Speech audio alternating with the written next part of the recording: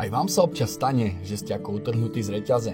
Nevadí, podstatné je, aby to netrvalo dlho a mali ste priestor na vyventilovanie. Ideálne hneď za rohom. Tento rodinný dom v obci Lažany, ktorá mala pri poslednom ščítaní cca 200 obyvateľov, stojí na jej konci hneď vedľa autobusovej zastávky. Samotný dom je o výmere necelých 90 m2 a postavený je na pozemku o výmere 523 m2. Pozostáva z 3 obytných izieb, obývačky spojené s kuchyňou, špajze, technickej miestnosti a kúpeľne.